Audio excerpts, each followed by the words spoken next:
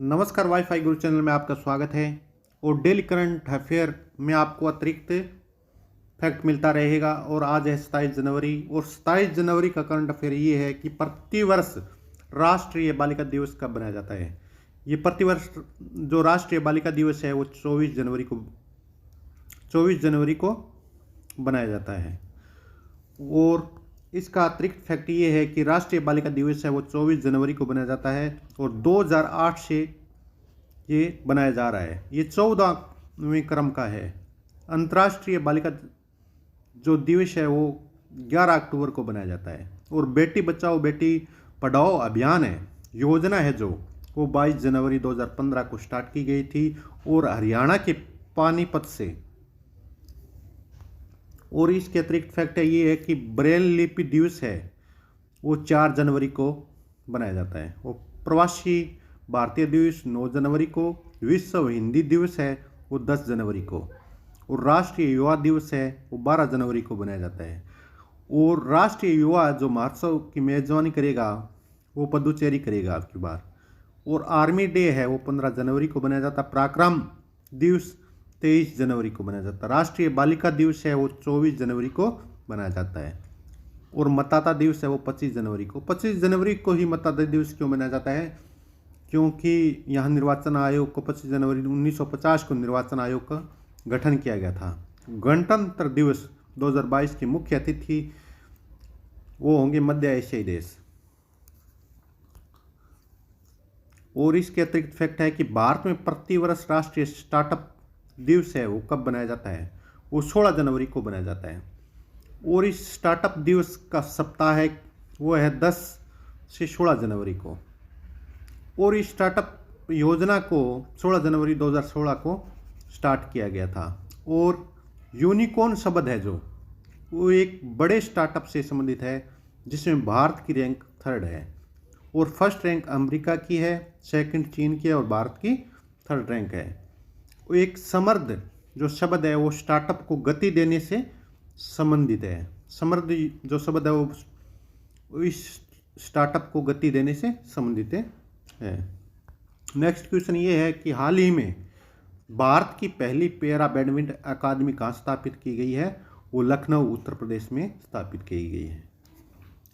इसके अतिरिक्त है कि पैरा का अर्थ है दिव्यांग, यानी पैरा बैडमिंटन अकादमी है उत्तर प्रदेश के लखनऊ में खोली गई है। यह भारत की पहली पैरा बैडमिंटन अकादमी है। इसका उद्देश्य क्या है कि जो 2024 में पेरिस में ओलंपिक होंगे उनकी अच्छी तैयारी करवाना, और 2028 में लॉस एंजल में ओलंपिक होंगे।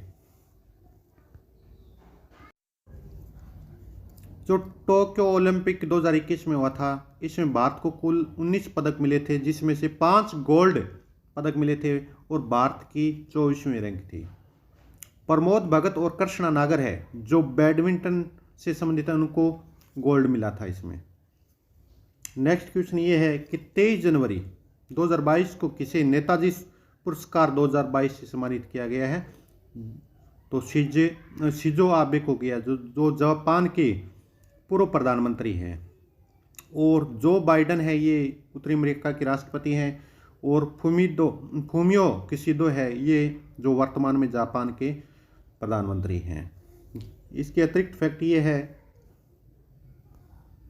कि नेताजी पुरस्कार 2022 का है वो 23 जनवरी को दिया गया सुभाष चंद्र बोस की जयंती पर। ये सुभाष चंद्र बोस की 2022 में 125वीं वर्षगांठ बनाई गई थी। ये नेताजी जो पुरस्कार 2022 का ये शिंजो आबे को, जो जापान के पूर्व पीएम है, इन्हें दिया गया।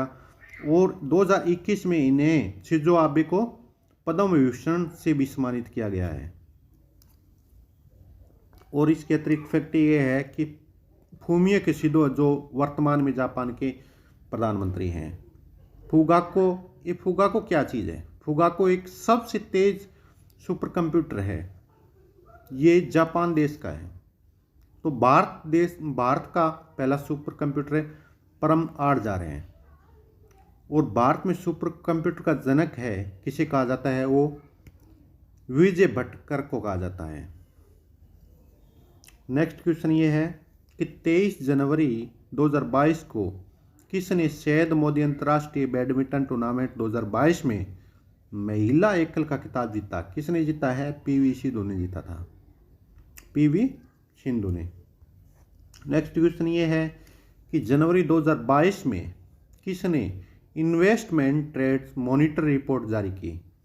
तो अंकटाड ने ये जारी की गई थी। तो अतिरिक्त फैक्ट ये है कि जो इन्वेस्टमेंट ट्रेंड मॉनिटर रिपोर्ट 2022 की है वो अंकटाड ने जारी की गई थी। तो अंकटाड की स्थापना है वो 1964 में। इसका मुख्यालय है वो जिनेवा में है। जो इन्वेस्टमेंट ट्रेंड मॉनिटर रिपोर्ट है वो क्या है? यह प्रत्यक्ष विदेशी निवेश से संबंधित है। भारत में 2020 से 2021 के मध्य 26% की एफडीआई में कमी हुई है। इसके अतिरिक्त फैक्ट ये है कि वर्ल्ड इन्वेस्टमेंट जो रिपोर्ट जारी की जाती है वो अंकटाड के द्वारा की जाती है। ग्लोबल इकोनॉमिक्स आउटलुक रिपोर्ट है वो आईएमएफ के द्वारा जारी की जाती है। वित्तीय स्थिरता रिपोर्ट है वो आरबीआई के द्वारा जारी की जाती है। और एसडीआई यानी ह्यूमन डेवलपमेंट इंडेक्स है वो कौन सी संस्था जारी करती है? वो यूएनडीपी जारी करती है। नेक्स्ट क्वेश्चन ये है कि हाल ही में कौन सा देश विश्व में खीरे का सबसे बड़ा निर्यातक बन गया है? कौन सा देश है? वो भारत है। इसके अतिरिक्त फैक्ट ये है कि जो जीआई टैग मिला है 1999 एक्ट के तहत 2003 में लागू किया गया था। जो भारत में फर्स्ट जीआई टैग है 2004 में दार्जिलिंग चाय है उनको मिला। और रबी की फसल कौन कौन सी है? ये ट्रिक है रबी की फसल की। बिनाई हुंटर बजते ही जोश में आलू। तो ना का चना, ई का राई है, हु का गेहूँ, टर का मटर, ओ जो का जौ, और सै का सरसों, और आ का आलू। ये सभी क्या है? चना, राई, गेहूँ, मटर, जौ, सरसों और आलू, ये रबी की फसल है। ब्रांड इंडिया अभियान है, ये किससे संबंधित है? ब्रांड इंडिया अभियान है वो निर्यात को बढ़ावा देने से संबंधित है। फर्स्ट निर्यात प्रशिक्षण जोन है वो गुजरात के कांडला में स्थित है।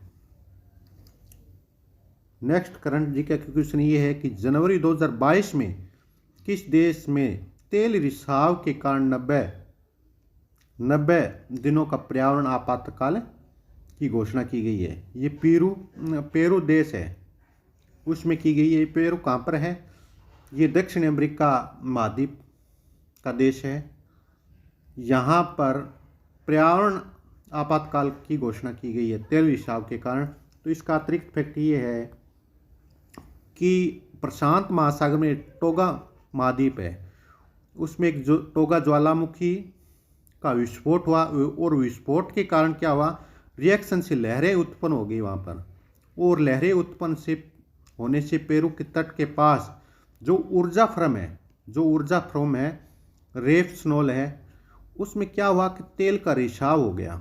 और रिसाव होने के कारण वहाँ पेरू के अंदर 90 दिनों का पर्यावरण आपातकाल लागू कर दिया गया था। और इसके अतिरिक्त दक्षिण अमेरिका महाद्वीप का जो ये फैक्ट है भी आटाकामा मरुस्थल है वो पेरू और चिली की सीमा पर स्थित है। और टिटिकाका झील है वो पेरू और बोलिविया की सीमा पर स्थित है। और पेटागोनिया जो मरुस्थल है वो अर्जेंटीना में है। और पंपाज घास का मैदान है वो भी अर्जेंटीना में है। और लानोज घास का मैदान है वो वेनेजुला में है। और एंजिल जलप्रपात वो वेनेजुला में है। ये सभी क्या है? ये सभी दक्षिण अमेरिका महाद्वीप में स्थित हैं। तो नेक्स्ट क्वेश्चन ये है कि ICC women cricket of the year 2021 किसे चुना गया? ये समृद्धि मंदाना को चुना गया है। और इसका अतिरिक्त फैक्ट ये है कि आईसीसी का अध्यक्ष है वो ग्रेग बर्कले है। और आईसीसी का मुख्यालय वो दुबई में है।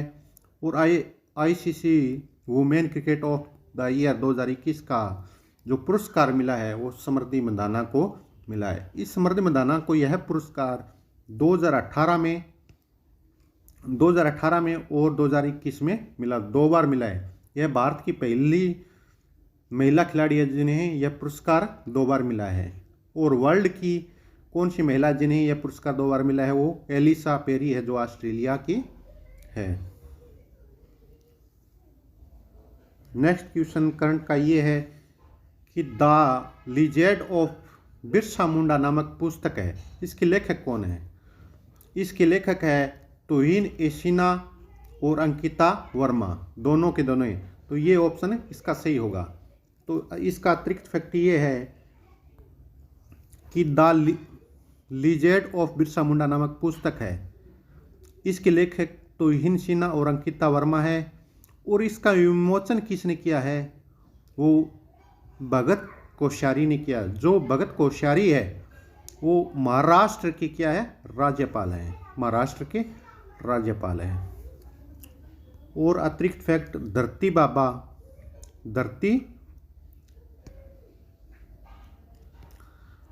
बाबा चमत्कारी बाबा के नाम से कौन प्रसिद्ध है? तो बिरसा मुंडा है। ये धरती बाबा और चमत्कारी बाबा के नाम से प्रसिद्ध है बिरसा मुंडा। बिरसा मुंडा जो स्टेडियम है यह हॉकी का स्टेडियम है, जो भारत का सबसे बड़ा हॉकी स्टेडियम है। भारत का सबसे बड़ा हॉकी स्टेडियम। ये कहाँ पर है? उड़ीसा के राउरकेला में है। कहाँ पर? उड़ीसा के राउरकेला में स्थित है। तो आज के लिए इतना ही दोस्तों। वीडियो को ज़्यादा से ज़्यादा आप क्या करें, लाइक करें और ज़्यादा से ज़्यादा अपने दोस्तों तक शेयर करें और आप सब्सक्राइब करना न भूलें।